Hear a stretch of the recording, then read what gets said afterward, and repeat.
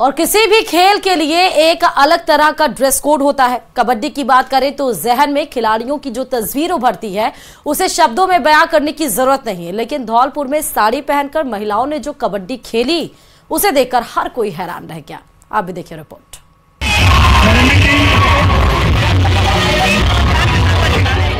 चेहरे पे घूंघट और साड़ी को कसे कबड्डी के मैदान में महिलाओं की फुर्ती जिसने भी देखी वो हैरानी के साथ साथ मुस्कुराए बगैर नहीं रह पाया।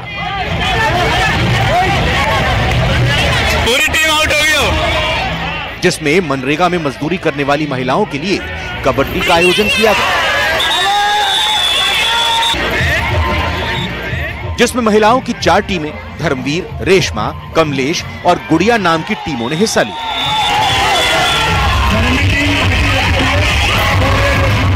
पहला मैच कमलेश और रेशमा टीम के बीच हुआ और दूसरा मुकाबला धर्मवीर और गुड़िया टीम के बीच हुआ।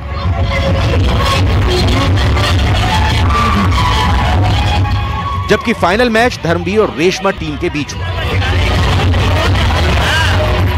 जिसमें धर्मवीर महिला कबड्डी टीम 15-5 के अंतर से जीती और रेशमा टीम उपविजेता रही।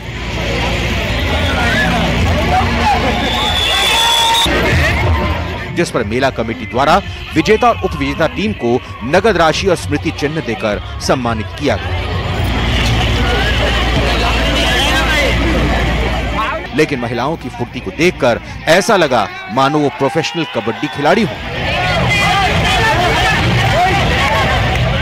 धौलपुर से न्यूज़ 18 राजस्थान के लिए हरिवीर की रिपोर्ट।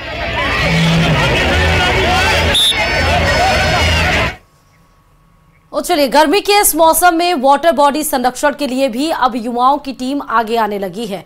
जोधपुर के कुछ युवाओं की टीम ने जोधपुर की पुरातन खरबूजा बावड़ी का कायाकल्प किया। पर्यटन के लिए ये एक महत्वपूर्ण कदम माना जा रहा है, जिसमें आम जन की भागीदारी से और जल संरक्षण के साथ गर्मी के मौसम में ऐसे स्थान सुकून देने वाले साबित होंगे। देखिए रिपोर्ट।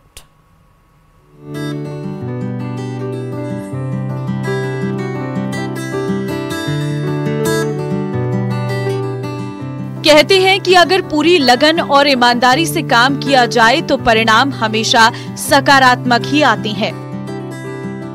इसका जीता जागता प्रमाण ये जोधपुर की खरबूजा बावड़ी है।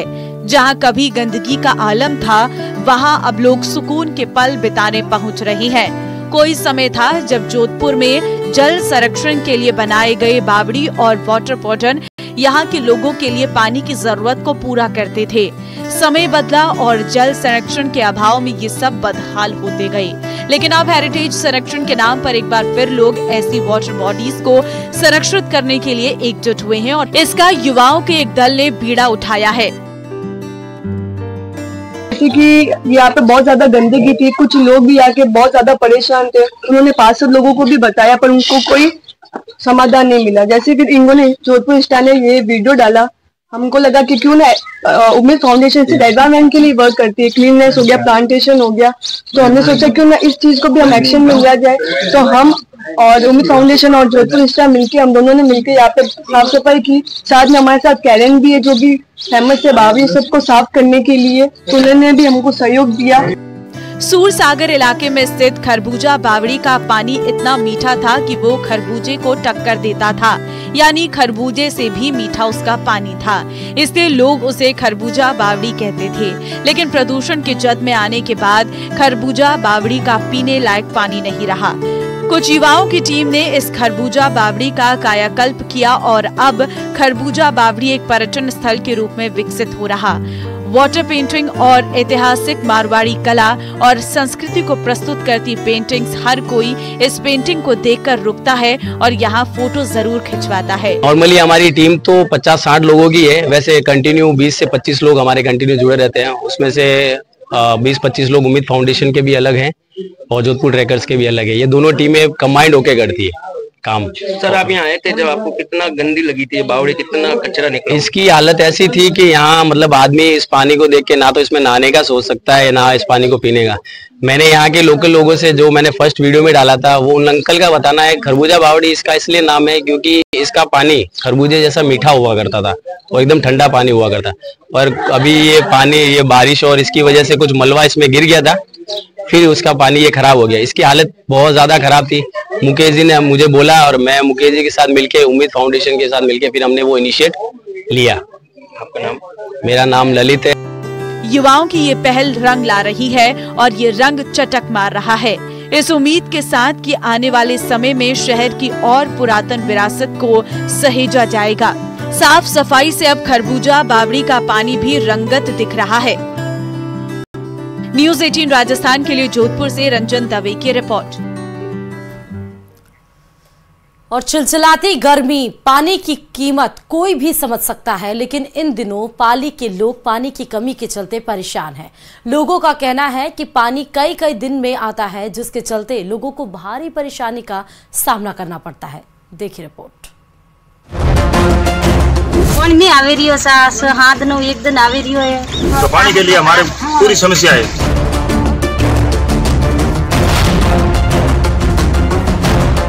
ये है पाली जिले का रोहट उपखंड, जहां पानी की किल्लत कितनी बड़ी है ये तस्वीरों से अंदाजा लगाया जा सकता है।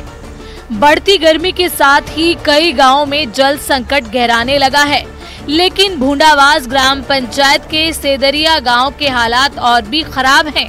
गांव में पानी 10 से 15 दिन में एक बार आ रहा है, जिसके चलते गांव में पानी की आपूर्ति के लिए मंगाई जा रही पानी की टंकी पर लोगों की भारी भीड़ इकट्ठा हो जाती है।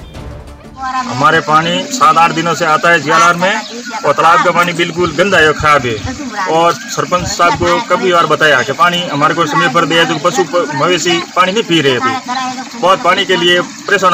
अभी लाइन है तो वो भी आज नहीं आई, बाकी सब गाँव में लाइन आ गई, हमारे गाँव में लाइन नहीं आई पानी की। तो पानी के लिए हमारे पूरी समस्या है। गर्मियों की शुरुआत में हालात इतने खराब हैं, ऐसे में आने वाले दिनों में ये समस्या और ज्यादा बढ़ सकती है। पानी तकलीफ है, पब्लिक तरह मरी रही है, तालाब में पानी खराब है। लैंड कदी आवे, लैंड कदी तो आवे, लैंड कदी पब्लिक मरी रही पानी बनो। पानी में आवे रियो हाथ नो एक दिन आवे रियो है। घणी सरपंच ने अतला दोहरिया, उप सरपंच में अतला दोहरिया, तो भी लैंड ही नहीं आई है अभी तक हाल फिलहाल। आवनी से सिदरे गांव में दुख गणो है, पानी कुनी नहीं है सा। इंसानों के साथ साथ पशुओं का हाल भी बेहाल है। गांव वालों को पानी के लिए इधर उधर भटकना पड़ रहा है। खास बात यह है कि जल मिशन योजना के तहत गांव में पाइपलाइन बिछाई जानी थी, लेकिन कनेक्शन करना तो दूर, अभी तक गांव में पाइपलाइन ही नहीं बिछ पाई है। ऐसे में ग्रामीण पानी की टंकी पर निर्भर कर रहे हैं। पाली से न्यूज़ 18 राजस्थान के लिए श्यामलाल चौधरी की रिपोर्ट। चलिए खबरों में आगे बढ़ते बताते चले कि गृह मंत्री अमित शाह संसद के अंदर कई बार बयान दे चुके हैं कि पीओके भारत का है और इसके लिए जान भी कुर्बान है। पीओके वापस लेने की मांग भी उठती रही है और पीओके को वापस लाने के लिए सरकार की तरफ से बयान भी दिए जाते रहे हैं, लेकिन पीओके की भारत वापसी का तरीका आखिर क्या होने वाला है, देखिए हमारे स्पेशल रिपोर्ट में।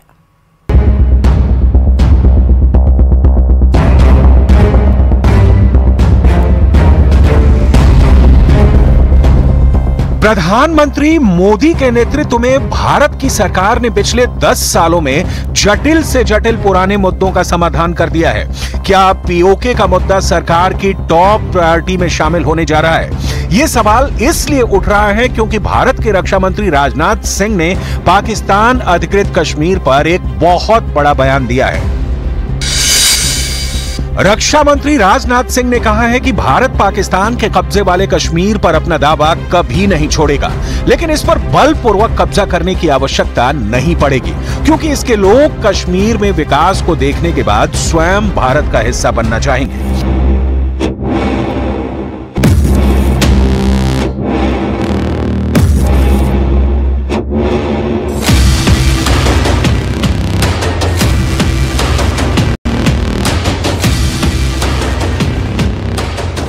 बड़ा सवाल यह है कि आखिर कैसे भारत पीओके को वापस ले सकता है।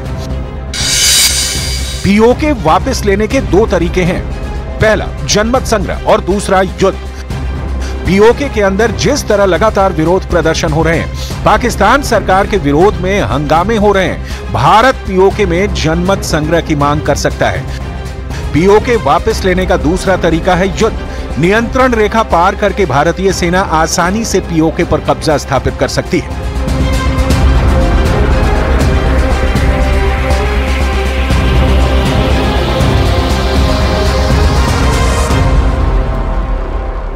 POK has never been out of this country. It is part of this country.